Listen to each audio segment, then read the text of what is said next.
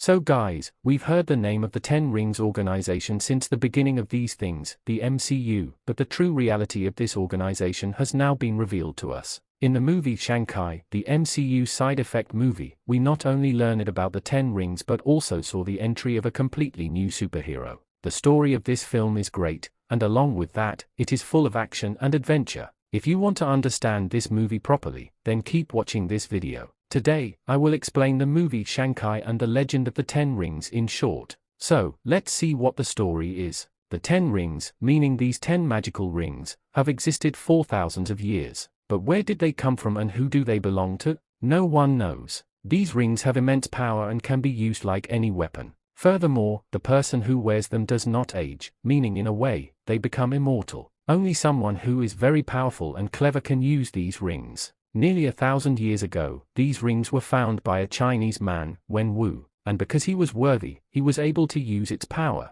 But instead of using this power correctly, he started to conquer the entire world. He built an army for himself called the Ten Rings. With its help, he established his rule over almost the entire world. But later, he grew tired of all this and now became interested in miracles and magical powers. Therefore, Wen Wu began studying mythology. Then in 1996, he learned about a place called Ta Lo. Ta Lo is another dimension where there are many mysterious creatures and it is full of magical powers. Wen Wu had already established a strong grip on this world and now wanted to conquer Ta Lo as well. So, he did a lot of research on that place. Then one day, he set out with some of his companions to go to Ta Lo. The path to Ta Lo was beyond a magical forest. No ordinary human could cross that forest because it was a living forest, like a maze, and it would kill anyone heading towards Ta Lo. When Wen Wu went into that forest with his companions, the forest attacked their vehicles, causing all his companions to die, but Wen Wu himself survived because of the rings. Then he somehow crossed that forest and reached the entrance of Ta Lo. There he met a woman named Ying Li, who was the guardian of Ta Lo. When Wen Wu tried to enter Ta Lo, she started fighting him. Wen Wu attacked with the rings, but still, he could not defeat her because all the people living in Ta Lo possess magical powers, and she was also a very powerful warrior. Using her powers, she not only gave Wen Wu a good fight but also took control of his rings and defeated him. But Ying Li did not kill him, and Wen Wu was not angry because they had started to like each other. After this, Wen Wu started visiting that forest regularly, and he began spending time with Ying Li. Now, the two had fallen in love with each other and decided to get married. But the people of Ta Lo did not like their relationship. Ying Li wanted to stay with Wen Wu in Ta Lo, but the people there, because of Wen Wu's evil deeds, did not allow him to come there. Therefore, Ying Li left Ta Lo and went to China with Wen Wu and married him. Because she left Ta Lo, Ying Li's powers also left her. Seeing her sacrifice, Wen Wu immediately stopped all his evil deeds. He even took off his rings and kept them aside. Then in the year 2000, Wen Wu's son was born, whom he named Shang-Chi, and 4 years later, he also had a daughter, named Xialing. Wen Wu's life had completely changed. He had become a good person and was very happy with his family. Meanwhile, the news had spread in the world that the master of the Ten Rings had given up the rings and now he had no army either. His enemies were very happy about this, and they now got the perfect chance to take revenge on Wen Wu. Then in 2007, when Shang-Chi was 7 years old and his sister was 3 years old, some of Wen Wu's enemies came to his house. But that day he had gone out somewhere, and only Ying Li and her 2 children were at home. Actually, those people had come to kill Wen Wu, but since he wasn't home, they decided to kill his family. Ying Li tried to reason with them, asking them to at least spare the children, but they decided to kill her. Then she started fighting them. Although she was a good fighter, she no longer had her powers, and because many people had come, she couldn't hold her ground against them and died. Later, when Wen Wu reached home, his enemies had already left. Seeing Ying Li dead and the corpses of some people there, Wen Wu understood whose work it was. Because of this incident, Wen Wu lost faith in his good life, and he put his rings back on so he could take revenge on those people. Then he went to the base where the Iron Gang people were present, and he took Shang-Chi with him so he could identify the ones who had killed his mother. Then, with the help of the 10 rings, Wen Wu killed them all. But the leader of the Iron Gang wasn't there, meaning his revenge wasn't complete. So, he decided that now he would have the leader of the Iron Gang killed by his son's hands. And then Wen Wu started his 10 Rings organization again and began giving his son rigorous training. Shang-Chi practiced fighting, but his sister Xialing also wanted to learn fighting. However, girls were not allowed to come there. Therefore, Xialing trained alone, and she started learning by watching from afar. Meanwhile, the leader of the Iron Gang had found out that Wen Wu was after him. So, he started running away to save his life. Then in 2014, Shang-Chi turned 14 years old. His training was now complete, and he had become a very dangerous fighter. And Wen Wu had found the Iron Gang leader. So, he sent Shang-Chi to kill him. Then Shang-Chi goes to America and kills the Iron Gang leader. But after completing the mission, he realizes that in the fire of revenge, he had burned the values his mother taught him. Therefore, he felt great regret and decided to stay away from his father. Shang-Chi went to San Francisco, changed his name and identity, and settled there. On the other hand, Xialing was training at her home and was waiting for her brother. But Shang-Chi did not return home, and thus 6 whole years passed. Xialing was now 16 years old, and she had understood that her brother would not return. Therefore, she also ran away from home. Then she went to Macau, China, and started her own fighting club. Meanwhile, Wen Wu knew exactly where his children were and what they were doing. He could have forcibly brought them back home, but he gave them the chance to live by their own will. Then in 2024, a strange event happens with Wen Wu. He suddenly starts hearing his wife's voice. That voice tells him that she is still alive and the people of Ta Lo have imprisoned her.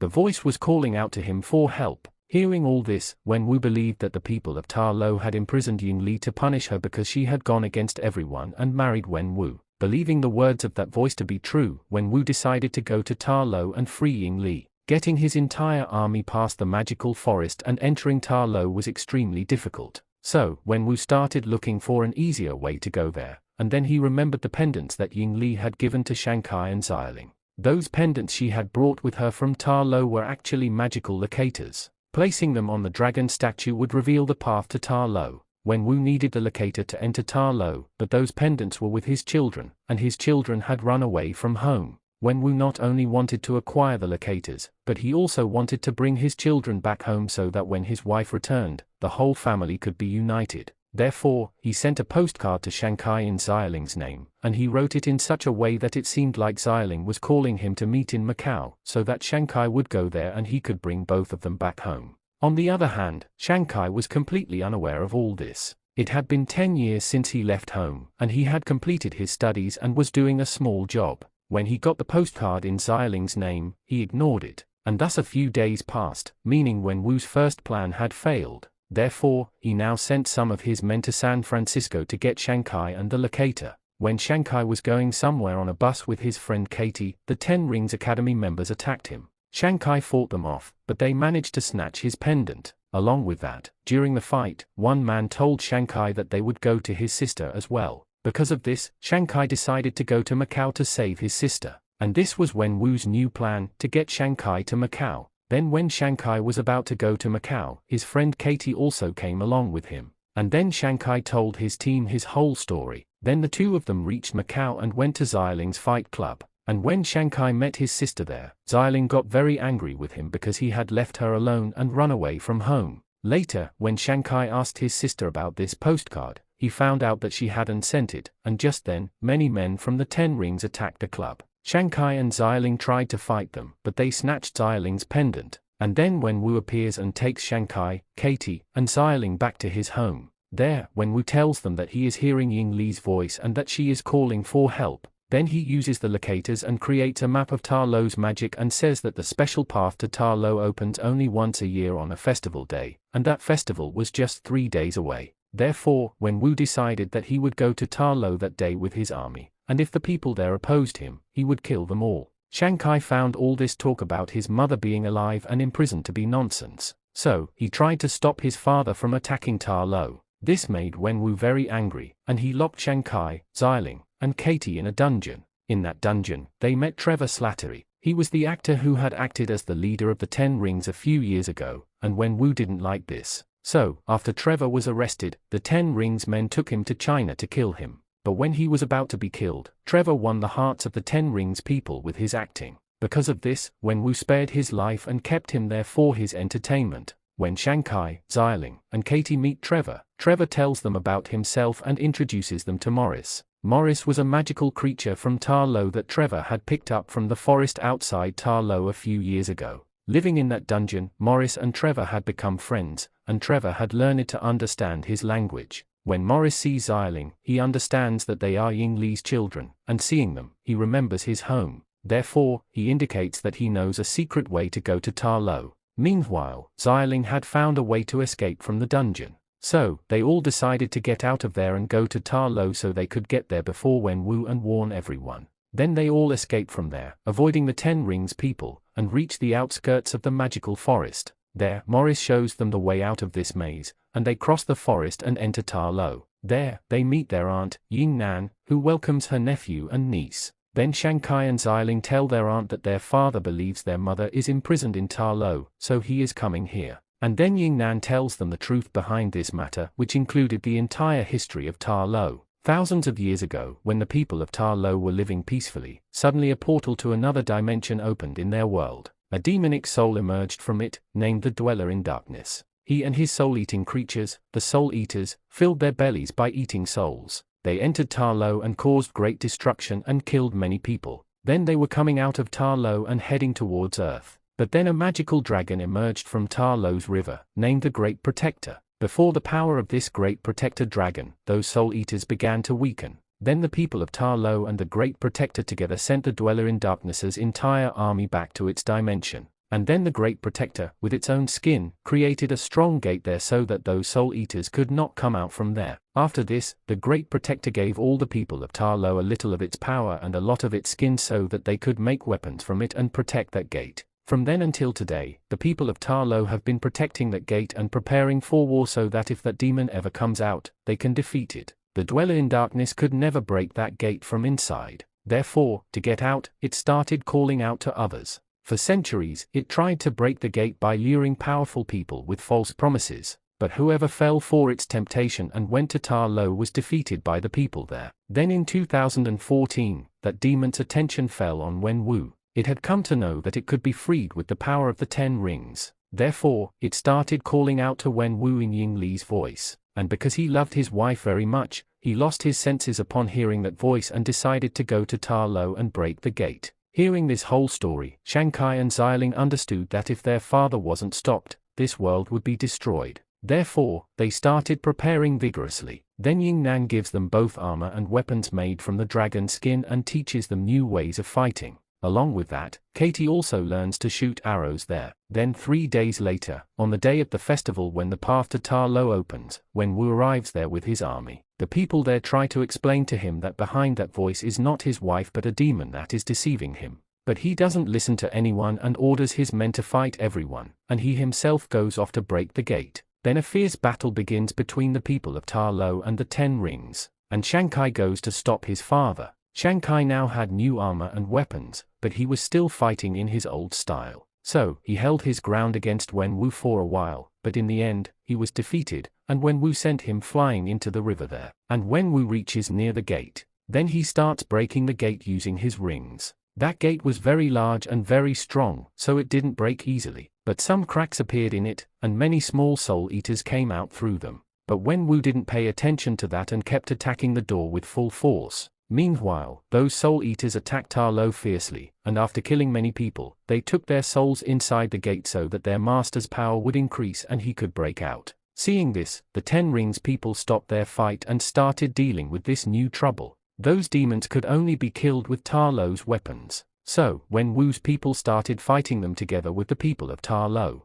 On the other hand, Shang-Chi was drowning in that river and was about to die. But just then, the Great Protector emerges from the river and saves Shang-Chi. Then the Great Protector, together with everyone, starts killing those demons, and Shang-Chi goes to stop his father. This time, Shang-Chi fights in the way his aunt taught him, the way his mother used to fight. Because of this, he not only gives Wen Wu a good fight but also takes control of the rings from him. Then both father and son, using 5 rings each, fight each other. But in the end, Shang-Chi gains control of all 10 rings, and he is about to kill his father, but then he stops for the sake of love and returns the rings to his father and tries to make him understand again not to break the gate. But by then, it was too late. The gate had become very weak, and the Dweller in Darkness had become very powerful. So, it broke the gate and came out. And then when Wu realized his mistake, Then the Dweller in Darkness attacks Wenwu, but Wenwu saves him, and just then, the demon grabs him from behind and starts pulling out his soul. And then, while dying, Wenwu gives his rings to Shang-Chi. Then the demon starts moving towards Ta Lo, but then the Great Protector surrounds it with its powers in a river and is about to kill it when its followers bring many souls to it, which increases its power, and it breaks free from the Great Protector's grip.